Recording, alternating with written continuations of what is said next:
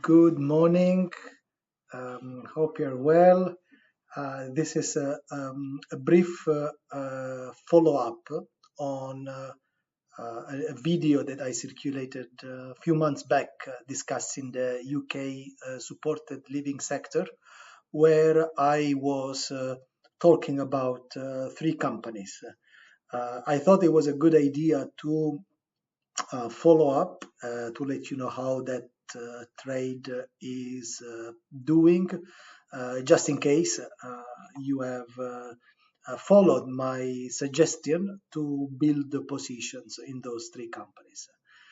Uh, just to recap, these three REITs are following a similar model. They essentially adapt traditional residential uh, places in the UK, specifically for individual with special needs. It could be physical disabilities, mental disabilities, or homeless. Uh, People that basically arrive in the country and they need a house, or people that go out of prison, ladies suffering from house abuse and family abuse and leaving the country. So there are charities that provide for these individuals and families. So these charities rent properties from real estate funds on a long basis, typically 20-25 year leases. And these rents form the basis of the income that real estate investors receive. So here is the update. First of all, Civitas Social Housing. So this company was the subject of a short seller attack, which really pushed down the prices. The argument of the short seller was that the company was overstating the value of the asset and the security of their income. That has created a lot of weakness in the share price, which has basically prevented the company from issuing new shares. So the company was trading at a substantial discount to the last appraised value, which could have been even up to 50%. Well, yesterday, the company was subject, 2 days ago, apologies, today is the 11th of May. The company was subject, was all, I mean, there was a Hong Kong investor. They this offered to take private the company, so they offered 80 p per share, still a discount of 15-20% from the NAV, but a substantial upside relative to the last traded prices. And as you can imagine, investors that were, especially the investors that had been invested when the company was trading around or the NAV or up above the NAV, were not super happy, but happy because they didn't recover the full amount that they paid for the shares, but certainly were happy to get out. So the board recommended, and investors are so selling. We, through our funds and managed accounts, have been building a position since a few months back when we said that we thought it was a good buying opportunity. We have been buying the position. It's been very painful, as you can imagine, because the shares we were losing all the way, almost all the way to the day of the takeover. Likely, we actually even bought shares the day before the takeover, and just as part of our deployment product. Of course, we didn't know anything about this takeover, and as you can imagine, we were overjoyed when the takeover was announced. And yesterday we offloaded all our holdings at profits of between, depending on where we bought, it's a 33 to 43%. I think one account we actually made even 50% return on this. So all in, it was a very good trade. Things are still going on Triple Point social housing. Here we are building the positions, but as you can see from the price, we are losing money at the moment.